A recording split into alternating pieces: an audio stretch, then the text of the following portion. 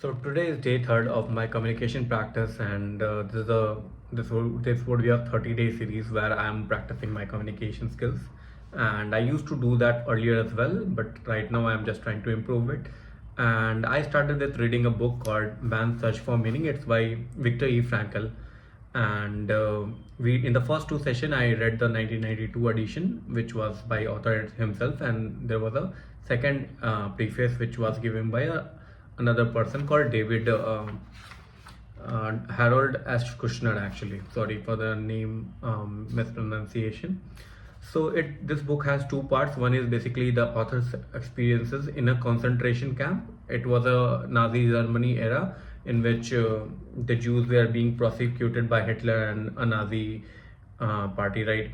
And this book doesn't claim to be a factual description of what happened during that time, but it's a mere culmination of all the experiences the author had, and he had combined it with his logotherapy in the second part. So author is basically a psychiatrist, and he was pursuing PhD and had a lot of papers and theses which were written earlier to his visit to or his entrenchment in the concentration camp. And later, with his experiences where he was thrown into, he wrote this book, and he tried to write this as anonymously, but later on he actually put down his name in the book. So I'll start with the part one, which is experiences in a concentration camp. And it starts with this disclaimer: this book does not claim to be an account of facts and events, but of personal experiences which millions of prisoners have suffered time and again. It is the inside story of a concentration camp told by one of its survivors. This tale is not concerned with the great horrors which have already been described often enough, though less often believed, but with the multitude of small torments.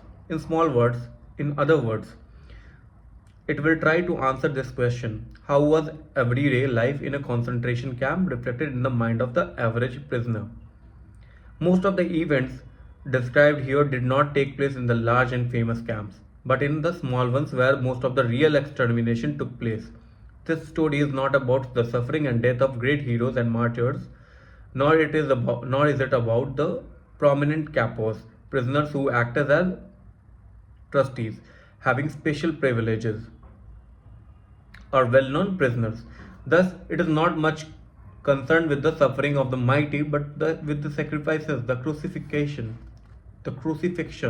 and the deaths of the great army of unknown and unrecorded victims. It was these common prisoners who bore no distinguishing remarks on their sleeves, whom the capos really despised, while these ordinary prisoners had little or nothing to eat. The capos were never hungry. In fact, many of the capos fared better in the camp than they had in their entire lives. Often they were harder on the prisoners than were on the guards, and beat them more cruelly than the SS men did. These capos, of course, were chosen only from those prisoners whose characters promised to make them suitable for such procedures, and if they did not comply with what was expected of them, they were immediately demoted. They soon became much like the SS men and camp wardens, and may be judged on a similar psychological basis. It is easy for the outsider to get the wrong conception of camp life, a conception mingled with sentiment and pity. Little does he know of the hard fight for existence which raged among the prisoners. This was an unrelenting struggle for daily bread and for life itself, for one's own sake and for that of a good friend. So basically, in the first paragraph, it starts with this disclaimer that this does not claim to be a factual description of what took place in those concentration camps. And it briefly also touched upon the fact that the capos, like it were like some sort of mentors or like a supervisors that were put on the prisoners. They were Jews capos, right? And they were selected, and these capos had never have to worry about their food and other things while prisoners were suffering.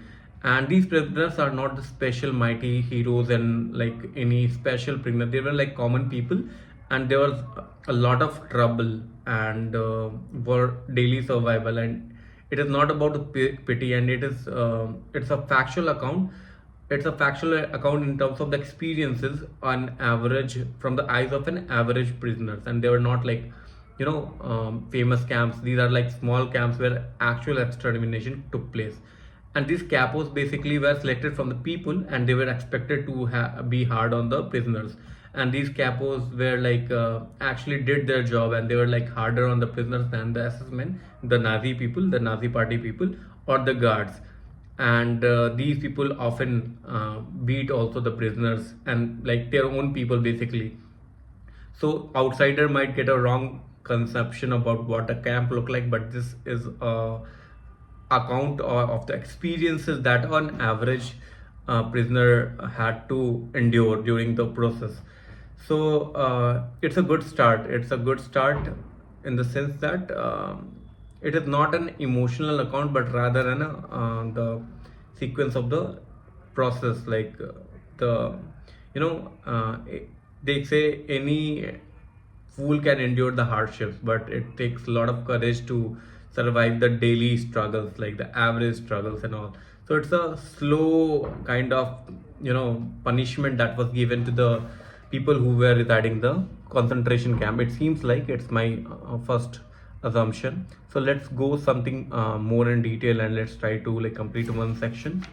So let us take the case of a transport which was officially announced to transfer a certain number of prisoners to other camp.